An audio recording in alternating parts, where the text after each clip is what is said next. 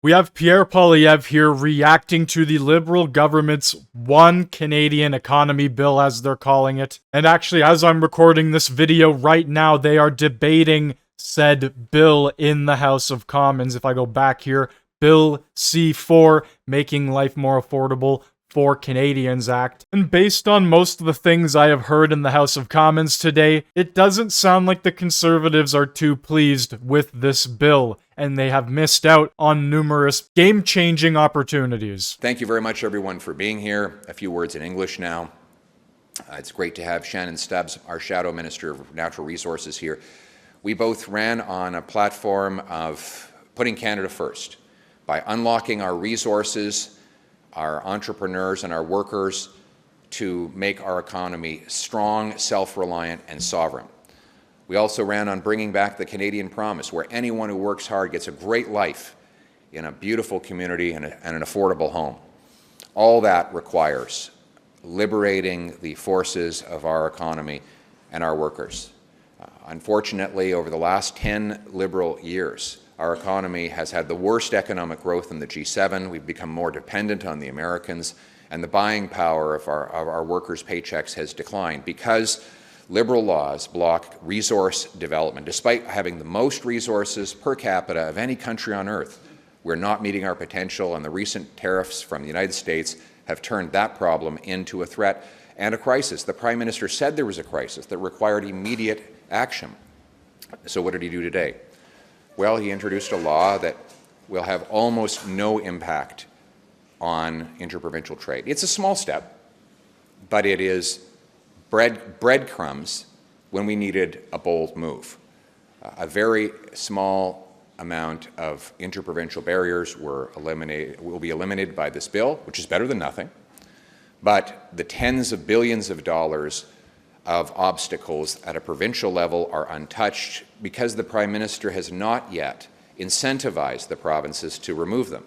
And that's why we're proposing the government pay a bonus to provincial governments for every interprovincial trade barrier they remove. And we can make that cost neutral because every time you remove an interprovincial barrier, you boost GDP and federal revenues.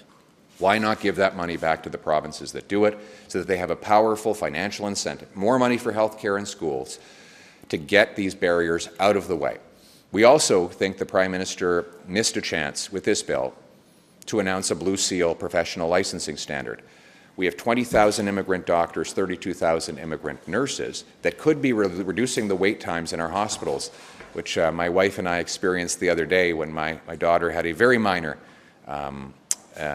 visit to the hospital. They treated us very well, but they're obviously understaffed, and they need more doctors. We have these doctors, so why not get a Blue Seal that the provinces can agree to join, and they can automatically recognize any of those doctors trained abroad that meet our high professional standards through a rigorous national test. You see how Pierre actually explains what he would do, the steps he would take, and how it would actually affect either the province or the healthcare sector or whatever industry he wanted to go after and target here. Whenever Carney speaks on these issues, it's Canadians gave us the mandate, we got an overwhelming amount of support in the last election, and we will be here for Canadians in the future. And that is literally all he says time and time again. We are here to build Canada into an energy superpower, and we will do that by removing trade barriers and uniting Canada to build Canada into an energy superpower. That's pretty much it. You have Pierre here going in depth, actually giving more than just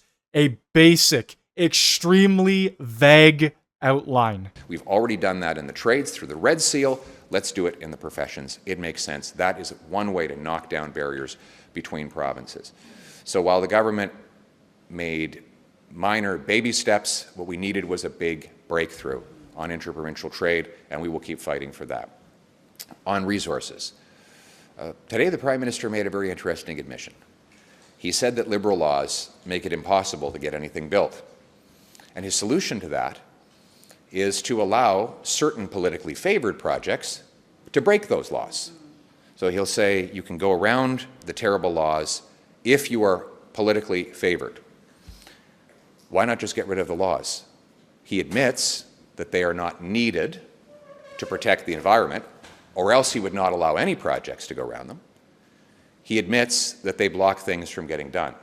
So isn't the solution just to get rid of the law? I mean, if you have a wall that's blocking everybody from getting where they need to go, why would you say that only a certain group of people are allowed to go around it and the rest must stand there facing that wall? Why not knock down the wall and allow us to develop our resources for real? I'll also note that the Prime Minister made a very troubling comment. I only heard it in French. I don't know if he said it in English, you might know. But he said that premiers will have a veto on resource projects and pipelines.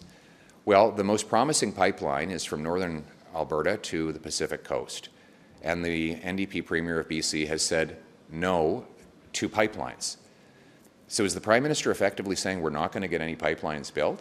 And if so, is he ceding to Donald Trump that the Americans will continue to get 80 to 90% of our energy projects products at enormous price discounts?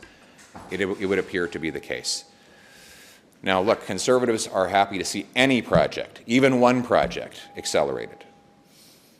And we will never stand in the way of even one project moving ahead because we are so desperate to see things built and Canadians working to do those projects. But we think that we need to take bold, across-the-board action for all projects. And that's why I'm announcing Conservatives will be happy to cooperate to pass a real national sovereignty law which would repeal Liberal C-69, the canker ban, the energy cap, the industrial carbon tax, and unlock our resources with shovel-ready zones that provide pre-permitting, clear conditions, and boundaries to start building mines, hydroelectric dams, nuclear plants, LNG liquefaction facilities, pipelines, and many more projects. We cannot wait. We do not need baby steps. We need breakthroughs. And Conservatives are here to work with all other parties to get it done because we want to put our country first. We want to be self-reliant, sovereign, and independent. And we want our people to have big, powerful paychecks that restore the Canadian promise that anyone who works hard gets a good life in our great country. Thank you very much. Should Modi, is it appropriate for Indian Prime Minister Narendra Modi to be attending the G7 in Kananaskis when there's an ongoing RCMP investigation into the Modi and government's potential involvement in the murder of Hardeep Singh Nijjar? Thank you for the question. Look, India has been at the last 6 G7 conferences. It's one of the biggest and fastest growing economies in the world. We need to sell our natural gas, our civilian nuclear power technology, and other resource projects to India, and we need to work with India and other countries on trade and security. So we, as Conservatives, understand that the invitation is necessary, and that we want to see the government work on addressing security issues at the same time as when Prime Minister has those conversations with Prime Minister Modi. Pourquoi c'est nécessaire que support legislation that improves the status quo. You said you would support legislation that improves the status quo. Does this meet the bar, and will you support it? So we'll let you know on Wednesday. We have our caucus meeting Wednesday. It's baby steps when we needed a giant leap. Like I said in my remarks, we would vote in favor of accelerating even one project, even though we think there are literally thousands of projects that need to be accelerated. So our test is not whether or not legislation is perfect, but whether it is better than the way things are. And that's what we'll be looking at as we study this newly introduced bill over the next few days. Minister Ananda Sangari says that he'll have to recuse himself from any decisions based on the national security decisions related to the Tamil community. Are you concerned about a public safety minister who can't make decisions about that area?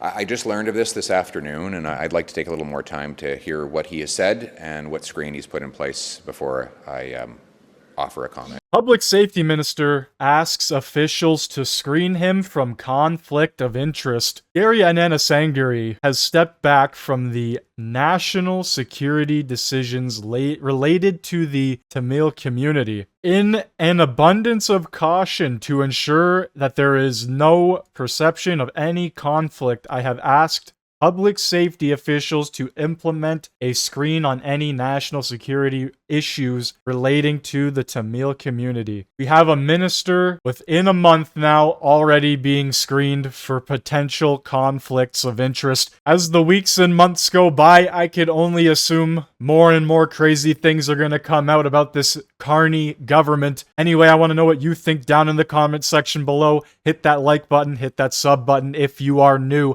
and thank you very much for watching.